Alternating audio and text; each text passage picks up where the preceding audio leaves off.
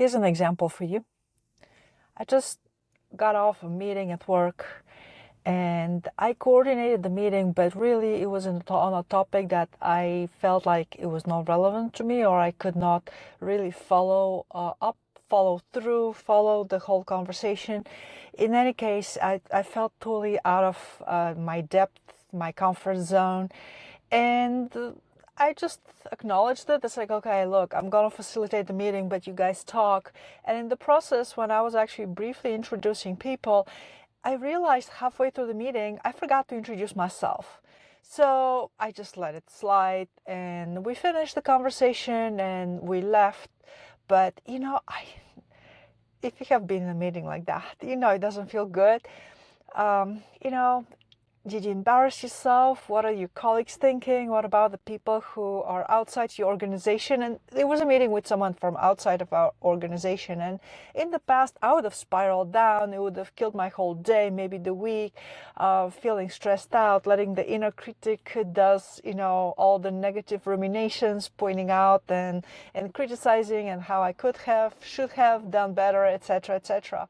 But what I did is actually I walked outside and took off my shoes and my socks, planted my feet on the ground, and I did a little bit of heart exercise that I have already mentioned and talked about it earlier several times. But the heart exercise, when you plant your feet, and so I took a few seconds to imagine the energy coming through my feet into my heart and breathe it out. And then on the inhale, I bring the energy from above all the way to my heart and then breathe it out.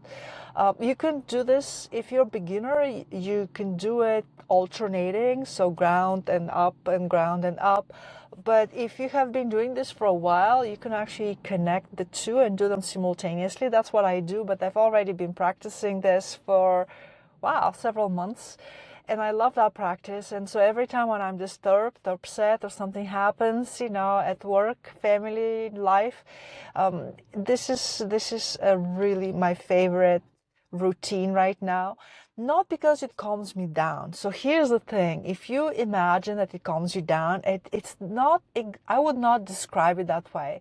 What I would say is that by doing that, and nowadays I just do it simultaneously. On the inhale, I bring energy from top and the bottom into my heart, and then I breathe it out. And after only 2 or 3 of those steps, what I notice is it gives me space.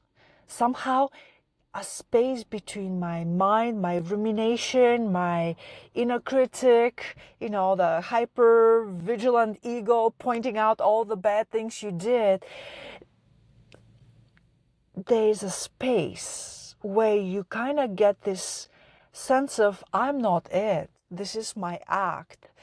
I'm just an observer. So the heart practice gives you that observational space, the little tiny detachment from the drama, where you can look and you see the ruminations, you still see the ego, you feel it,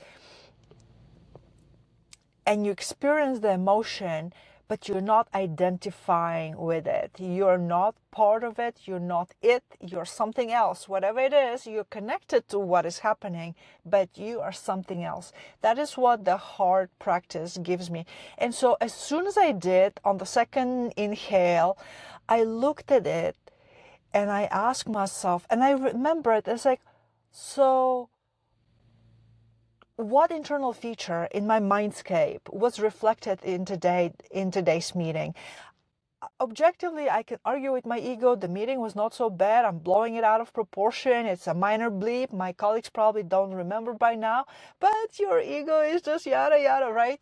And so, but remembering to pause and say, all right, what did this reflect of my inner state? And the moment I remembered to ask, I had the answer. The answer is, you're not experienced with such meetings where you don't know many of the people and you have to juggle, and there's so much awareness that you have to bring to the situation and handle it. It comes with experience. You're just inexperienced. And it didn't feel hard. It didn't feel like, oh my goodness.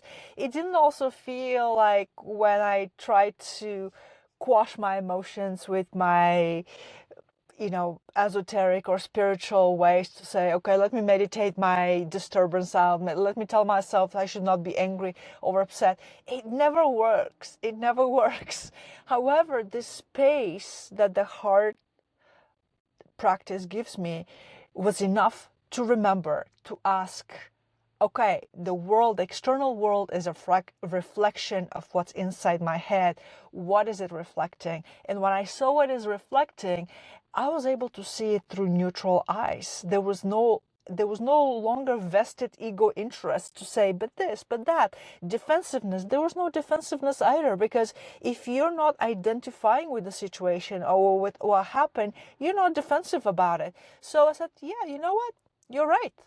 I am not experienced with situations where there's several people and I'm not very knowledgeable or familiar with them and the topic is not familiar. I'm not experienced on how to navigate such meetings with grace, with poise, with professionalism, and I need more practice, which immediately linked to something that happened last night when I actually visited the local chapter of an organization I'm a member of, and there someone invited me to join a business group. It's like, oh, you should come and join. And I came home last night. It's like, I like it. Maybe I should, but should I? And so my first reaction is like, okay, shall I pull my tarot cards or call someone and figure out if I want to join this group? After all, I have so many things to do and my time and energy are precious, so I need to be very strategic on how I spend them. And my first reaction was, okay, let's pull cards. Can we ask the guides? But then I didn't. It's like, okay, you know what? The answer will come whenever it comes. And I went and slept through and I didn't get any answer in the morning. It was still kind of there a little bit in the back burners, like, okay, I need to decide, shall I contact the woman today, shall I not? And there it was, the answer after my meeting and that disturbance that I had to clear up with my heart practice, and the realization that I'm inexperienced. I need more situations where I can meet people, strangers, unfamiliar, and navigate those situations. It's like, oh, there's my answer. It comes out so naturally. That is how you know that you are in the right mind, that you are walking in a constructive, productive way. And when you're going along that flow, everything is coming for a reason. Everything is a lesson that you're gonna learn and you're gonna get better. It has some sense of naturalness. So it's like, okay, wow, look at that. Now I have my answer. I emailed the lady I met. It's like, yeah, I'm still interested in joining the group. Let's go see. Because now I actually have a purpose to join. It's not just because someone invited me. My purpose is, hey, I recognize that I'm inexperienced with meeting people in a very public social setting, especially when I don't know them very well. And this might provide a good playground for me to boost that skill. And because I have now a clear goal for why I would like to join the group, I can go and join the group. And if it turns out that the experience is something else and it doesn't match what I need, it will be quick to recognize and I can say, okay, and then I will just remove myself from the group. There's nothing worse than joining a group event, initiative, whatever, at work or in life with no clear goal for why you're there, what you're hoping to get out of it, because then you can sit way beyond it's good for you because you're not paying attention. So I have my answer, which it was the last thing on my mind in the middle of the day when I was upset with my meeting at work. But there it is. Not only I was able to clear up my disturbance, get some peace, figure out what is going on, but I actually got an answer for for a question that was, bugging me since last night.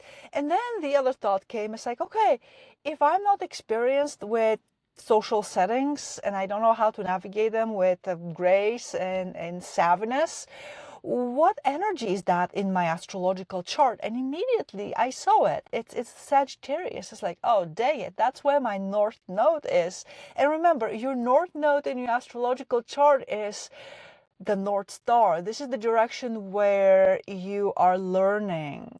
So it was a validation and confirmation. Yes, you're learning. You're in your field where you're not comfortable. You don't have enough experience. It's normal. That doesn't mean it's less uncomfortable, but it is normal. And there it is. It linked directly with that Sagittarius energy, which holds my North Node. And that again becomes a validation, because now I say, okay, I'm moving in the right direction. Because remember, the energy on your South Node is what you already have the super skills, and it's really good. It feels really awesome and you feel good. But if you stay too long there, stagnation settles. So you want to spend some of the day there in the South Node energy, because that's how you feel good. I'm doing something and I'm contributing. But you also have to allocate part of your energy, time, effort, part of your day in areas that align with the North Node, because that is where growth lies, and that is where you acquire more skills and you feel even better. So now your turn. What is your example?